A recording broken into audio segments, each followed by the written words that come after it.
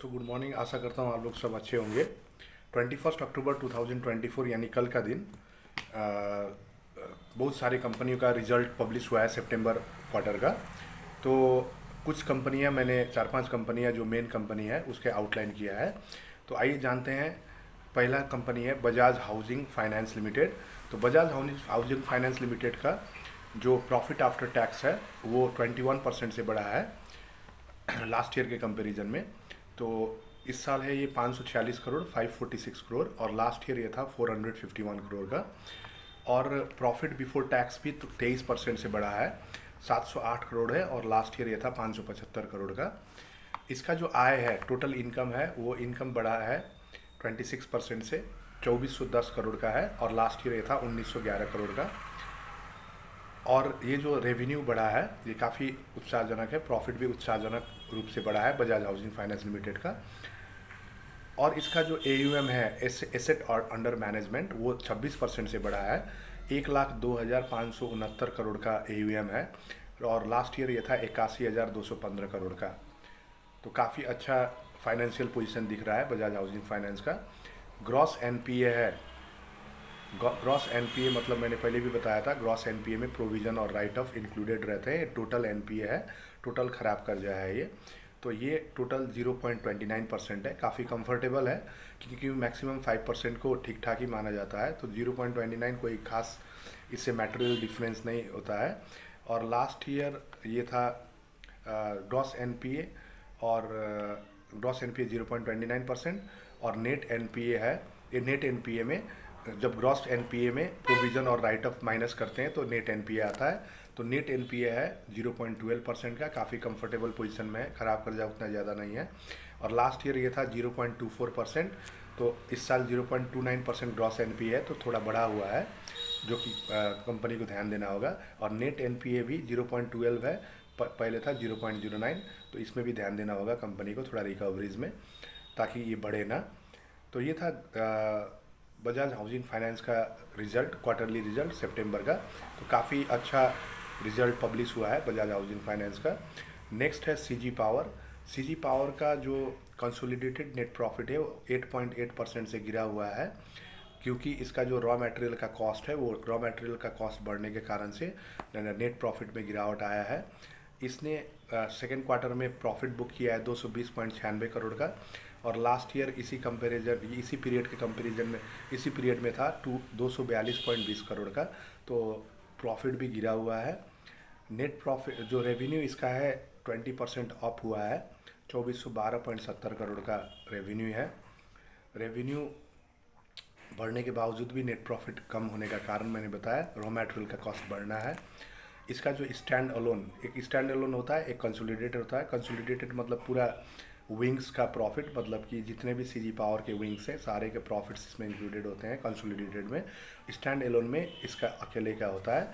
तो stand alone जो net profit है वो ड्रॉप हुआ है, इसका बहुत तगड़ा ड्रॉप हुआ है 37% से, जो कि स्टैंड अलोन नेट प्रॉफिट है इसका 222.60 करोड़ का है और लास्ट ईयर ये था 355.20 करोड़। और इसका जो इम्पैक्ट पड़ा है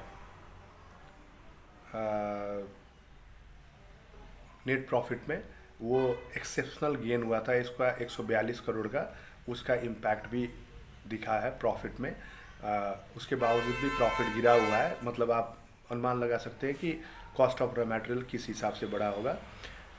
इसका बोर्ड ने 3500 करोड़ इक्विटी शेयर इश्यू करने का घोषणा किया है, बोर्ड ने अप्रूवल भी दिया है। और ये जो फंड रेज करेगी 3500 करोड़ का, ये QIP के जरिए करेगी, क्वालिफाइड इंस्टीट्यूशनल प्लेसमेंट के जरिए, जिसमें रिटेलर्स का पार्टिसिपेशन नहीं रहेगा, इंस्टीट्यूशंस का पार्टिसिपेशन रहेगा।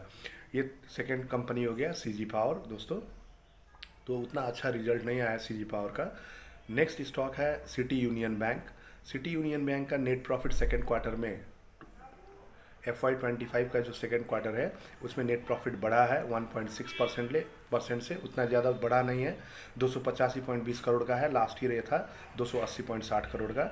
नेट इंटरेस्ट इनकम, मैंने पहले भी बताया था, नेट इंटरेस्ट इनकम मतलब होता है loan interest minus deposit interest, वो बैंक का ग्रॉस प्रॉफिट होता है। तो ग्रॉस प्रॉफिट बैंक का बढ़ा है 8.2% से 582.5 करोड़ का है, 582.50 करोड़ का है। और लास्ट ईयर ये था 538.40 करोड़ का। तो नेट इंटरेस्ट इनकम बढ़ा हुआ है 8.2% से, ये थोड़ा सेटिस्फैक्ट्री लग रहा है। और ये था दोस्तों सिटी यूनियन बैंक का न्यूज़। तो नेट प्रॉफिट बढ़ा है, उतना ज़्यादा नहीं बढ़ा है 1.6% से, और नेट इंटरेस्ट इनकम बढ़ा है 8.2% से। नेक्स्ट स्टॉक है अल्ट्राटेक सीमेंट। तो दोस्तों पहला मैंने बताया आपको Bajaj housing finance, second CG power, third city union bank, fourth है अल्ट्राटेक सीमेंट जो आदित्य बिरला ग्रुप का है। अल्ट्राटेक सीमेंट उसका जो सेकेंड क्वार्टर का नेट प्रॉफिट वो गिरा हुआ है उत्साहजनक, ये एक ड्रामेटिकली गिरा है 36% से, काफ़ी अच्छा खासा गिरावट आया है। और इसके पीछे का कारण प्रोजेक्ट डिले होना, क्योंकि ये सीमेंट इंडस्ट्री है, प्रोजेक्ट्स में सीमेंट लगते हैं, कंस्ट्रक्शन प्रोजेक्ट और ऐसे ही रिलेटेड प्रोजेक्ट्स में, तो प्रोजेक्ट डिले होने के कारण से इसमें गिरावट आया है।